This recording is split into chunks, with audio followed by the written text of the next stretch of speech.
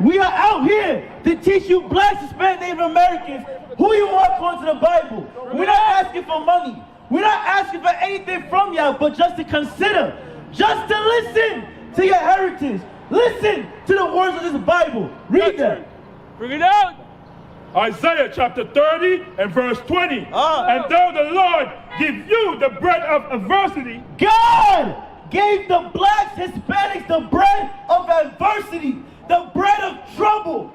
Look at the neighborhood of Connecticut. It's not crime going on. It's not drug dealing going on. Are not we drunk of liquor? Look over there. All the Mexicans, the so-called Mexicans, are getting drunk. Nowhere, nothing to do in life.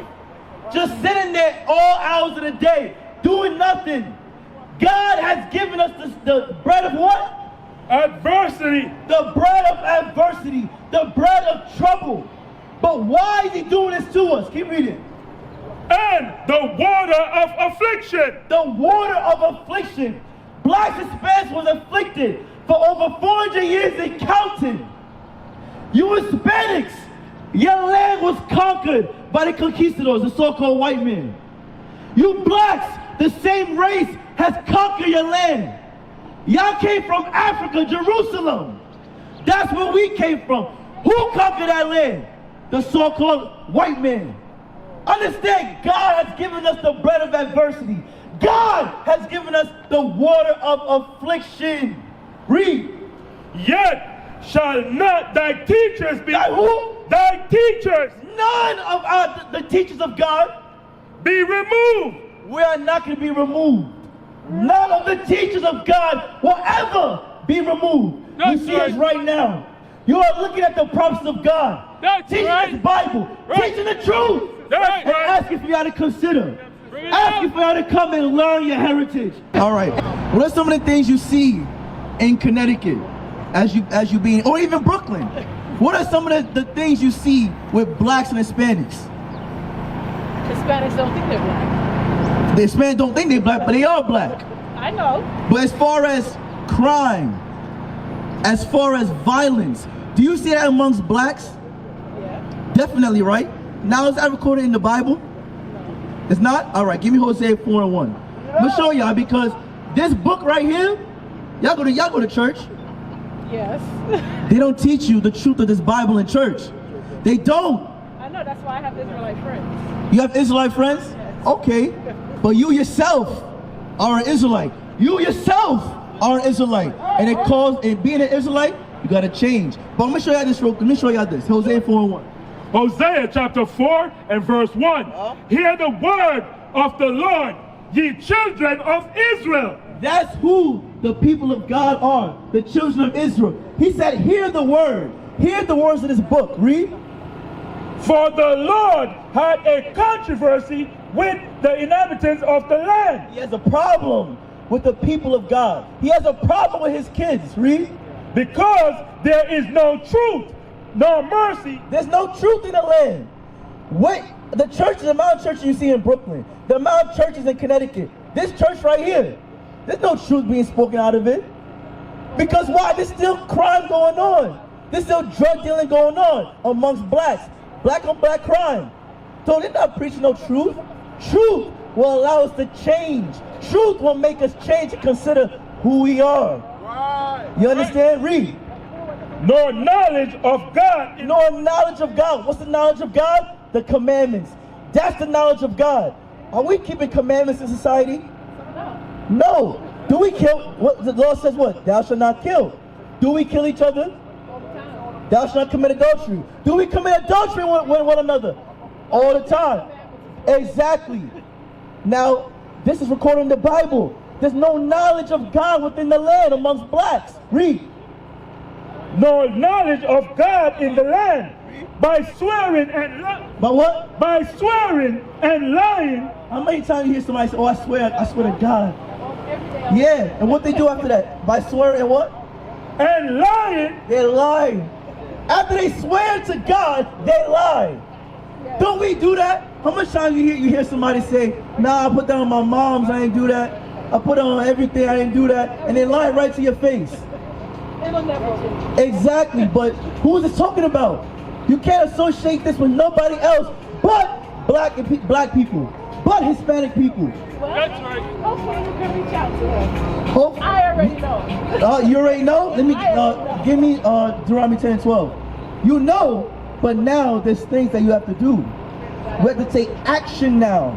Knowing that we're Israelite, it comes with action. All right? I'm going to show you that, my sister. Deuteronomy chapter 10, verse 12. This is the book of Deuteronomy, chapter 10 and verse 12. And now, Israel, what does the Lord thy God require of thee? So now you know you're an Israelite, my sister. You know you're Israelite too? Yeah, I know you're Israelite. What tribe, by the way? What tribe? That tribe I don't know. Okay, you don't know tribe. All right, your father. Oh, we're Jamaican. Okay, so you're from the tribe of Benjamin. All right? That's your tribe. How you doing, my brother? All right? You're from the tribe of Benjamin. Now, you know who else is from the tribe of Benjamin? The Apostle Paul. Paul, he's from the tribe of Benjamin, so he would be known as a so-called West Indian today. So give me that. Keep reading. But to fear the Lord thy God. So now, being that you know you're an Israelite, it comes with fearing God. What does it mean to fear God? You gotta fear God's judgments, because there's judgments for breaking his commandments. So you gotta fear those things, because God, he's a king of terrors. He's a king of terrors. We gotta fear him. Read. To walk in all his ways. No, not our ways, but who? To walk in all his ways. And to love him. To serve him.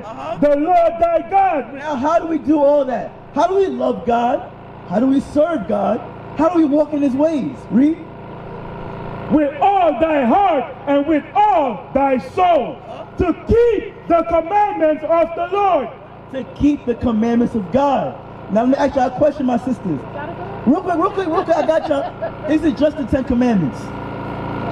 Huh? All right, good. I like that. Leviticus 13 and 30. Let me show y'all something, because us being in America, we learn to follow the ways of society.